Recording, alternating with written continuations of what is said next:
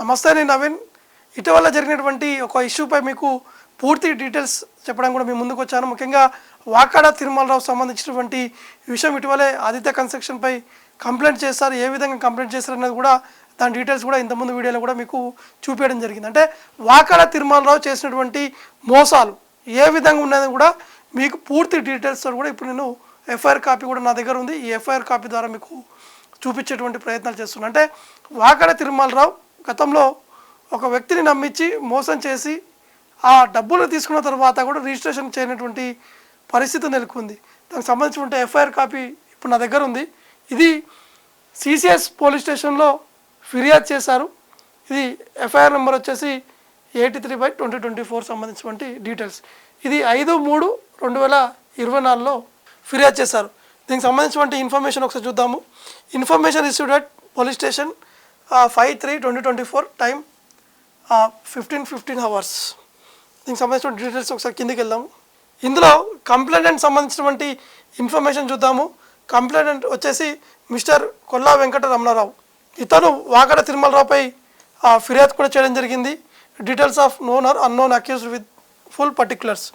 Name of the accused వచ్చేసి వాకాడ తిరుమలరావు. అసలు దీనికి సంబంధించినటువంటి బ్రీఫ్ ఫ్యాక్ట్స్ ఏంది, అసలు ఏం జరిగింది, ఇద్దరి మధ్య ఒప్పందాలు ఏం జరిగాయి, అసలు ఎందుకు తర్వాత ఎలా బయటపడ్డది అన్న విషయాలు కూడా మీకు ఈ యొక్క బ్రీఫ్ ఫ్యాక్ట్లో కూడా మీకు వివరంగా చూపిస్తాను.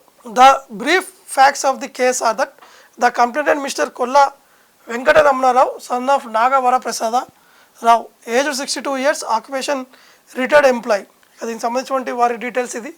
Wherein he started that Mister Tirumalarao approach him claiming ownership and builder status of the residential flats of Aditya Empress towers.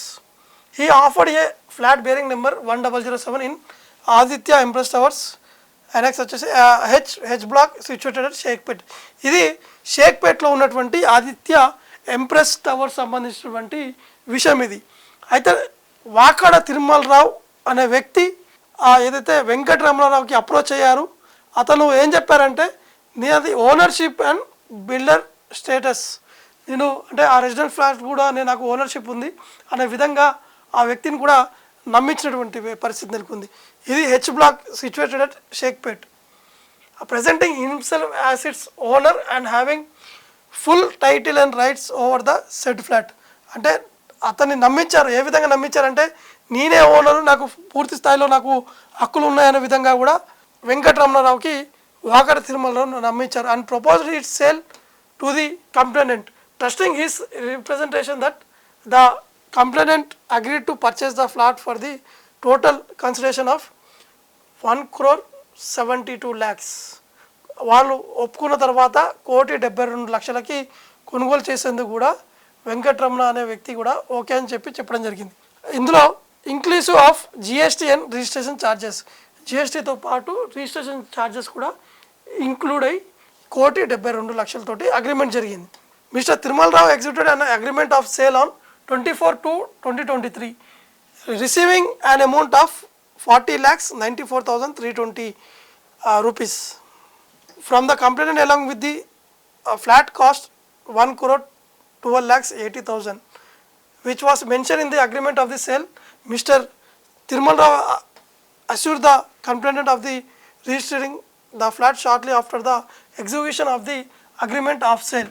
The complainant paid a total amount of rupees 1,62,74,320 rupees. దీనికి సంబంధించినటువంటి విషయం ఇది. పూర్తి స్థాయిలో కూడా ఆ అమౌంట్ కూడా కట్టినట్టు కూడా చెప్తున్నారు. ఇటు mister Tirumalarao fail to register the flat as agreed, delaying the process and providing vague reason for the postponement. Despite repeated request, mister Tirumalarao did not complete the registration process till date. అంటే అప్పటి వరకు ఇచ్చినటువంటి డబ్బులు, ఈ డబ్బులు ఎప్పుడైతే ఇచ్చారో 24/2/2023 డబ్బులు ఇచ్చారు. కానీ ఆ కంప్లైంట్ తేదీ ఇచ్చేంత వరకు కూడా అతను ఎటువంటి రిజిస్ట్రేషన్ చేయలేదు. రిజిస్ట్రేషన్ చేస్తామని చెప్పడము, ఇవాళ రేపు చేద్దామని చెప్పడం, దాన్ని తప్పించుకొని వెళ్ళిపోయినటువంటి ఆ సిచ్యువేషన్ ఈ కంప్లైంట్ కూడా స్పష్టంగా మనకి అర్థమవుతుంది. Mister Tirumalarao did not complete the registration process till date. It has come to the complainant's attention through reliable sources that the flat does not belongs to Tirumalarao. ఇది ఇక్కడ దొంగ అనేది బయటపడ్డది. తిరుమలరావు అనే వ్యక్తి ఏ విధంగా నమ్మించారనేది కూడా మీకు స్పష్టంగా చూశారు. అంటే ఆ ఫ్లాట్ నాదే, ఓనర్షిప్ నాదే, దాని పూర్తి స్థాయిలో హక్కులు నా పేరు మీద ఉన్నాయి, మీకు ఎందుకు మీరు ఇబ్బంది పడకండి అని చెప్పేసి నమ్మించారు. కానీ ఈ యొక్క ఓనర్ అంటే ఎవరైతే కొనుగోలు చేశారో ఆ కొనుగోలు చేసినటువంటి వ్యక్తికి తర్వాత తెలిసింది అతనికి ఎటువంటి సంబంధం లేదు, ఇది Aditya construction company India private limited వారికి సంబంధించినటువంటి ఫ్లాట్. మళ్ళీ ఒకసారి చదువుతున్నా. The complaint's attention through reliable sources that the flat does not belongs to mister Tirumalarao but rather to Aditya Construction Company Private Limited. Thirumal Rao sold the flat to the complainant, misrepresenting himself as the owner and received the entire sale consideration amounting to 1,62,74,320. Thereby cheating the complainant, Mr. Thirumal Rao executed the agreement of sale in the name of SST Builders LLP. ఇది జరిగినటువంటి పరిస్థితి. అసలు తిరుమల రావు ఏ విధంగా నమ్మించి మోసం చేశారనేది కూడా మనకి స్పష్టంగా అర్థమవుతుంది.